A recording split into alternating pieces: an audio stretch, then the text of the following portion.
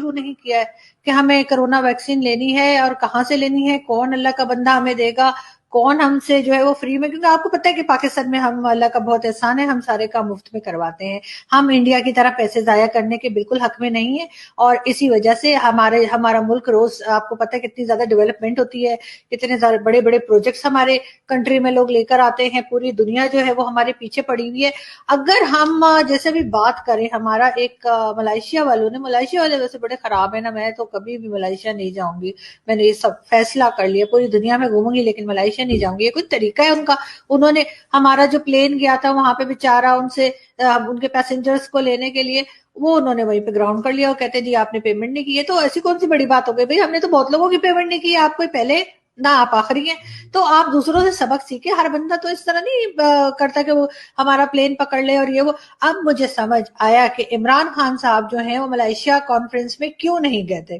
دیکھیں prime minister وہاں جاتے اور وہاں پہ وہ جو پلین تھا اس کو وہ گراؤنڈ کر لیتے اور پھر آنے نہیں دیتے, عمران خان صاحب کو وہیں بٹھا لیتے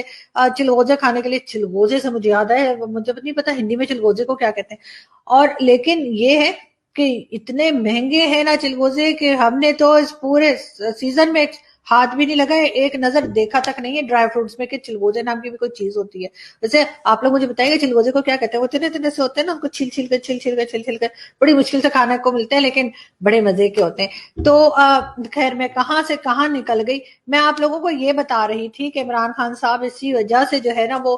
وہاں کی جو ملائیشیا کی کانفرنس تھی اس میں نہیں گئے, اور انہوں نے کہا کہ نہیں جی میں تو نہیں جا رہا, اس لیے کہ یہ تو عجیب ہی لوگ ہیں, مطلب وہ پیسنجر بھی رکھ لیتے ہیں اور وہ جہاز بھی رکھ لیتے ہیں اور پھر وہ آنے بھی نہیں دیتے ہیں. مطلب یہ محبت نہیں ہے ان کی, یہ ایک سیلفشنس ہے, ایک عجیب سی حرکت ہے نا کہ دیکھیں پیسے نہیں دیے تو کیا ہو گئے, دے دیں گے, کون سے بھاگے جا رہے ہیں, کنٹری لے کے کہاں بھاگ جائیں گے ہم لوگ. لیکن نہیں, بس کچھ لوگ ہوتے ہیں اس طرح کے. اور اگر ہم اپنے جو ہمارے فورن منسٹر صاحب ہیں شاہ محمود قریشی صاحب, اگر ان سے ہم پوچھیں کہ جی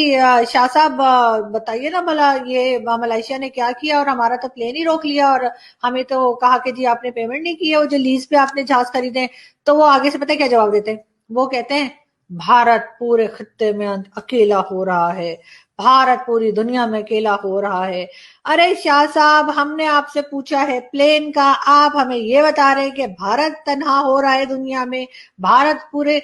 دنیا میں بھارت کو کوئی پوچھ نہیں رہا. تو اچھی بات ہے نا, ہم تو خود چاہتے ہیں کہ ہمیں بھی کوئی نہ پوچھے, اس لیے کہ ہمیں تو پوچھ کے دماغ کھایا ہوا ہے. آئی ایم ایف نے بھی اور دوسرے ورلڈ بینک اور جس سے بھی ہم نے پیسے اٹھائے ہیں اس چیز سے تو بھارت بچا ہوا ہے, اسی لیے بھارت نے کسی سے پیسے ہی نہیں لیے. عجیب قسم کے لوگ ہیں, پتہ نہیں گزارا کیسے کرتے ہیں لوگ بغیر پیسے مانگے. ہمیں تو مطلب ہم تو تصور بھی نہیں کر سکتے کہ ہم کسی سے مانگے بغیر جو ہے وہ اپنا کنٹری کو چلا سکتے ہیں. اور یہ بھارت کے لوگ پتہ نہیں کیا لکڑیاں کھاتے ہیں کہ کیا کھاتے ہیں, ہوا کھاتے ہیں, کہ یہ لوگ مطلب ان کی گورنمنٹ جو ہے وہ کوئی خاص ایسا لون پکڑتی ہی نہیں ہے کہ کوئی کنٹری ان کے پیچھے پڑے, اسی وجہ سے تو اکیلے ہو رہے ہیں. اب دیکھیے گا بالکل بھارت جو ہے نا تنہا ہو جائے گا پورے ورلڈ میں, کوئی اس کو نہیں پوچھے گا, سارے کے سارے پاکستان کے پیچھے ہی لگے رہیں گے. لاؤ ہمارے پیسے نکالو, سعودی عرب کہے گا پیسے نکالو, قطر کہے گا پیسے نکالو, چائنا کہے گا یا اللہ چائنا تو نہ ہی کہے تو اچھا ہے, چائنا نے کہا نا تو ہم سب کی آنکھیں یوں چھوٹی چھوٹی کرنی پڑیں گی ہمیں, اور ناکیں بھی ایسے,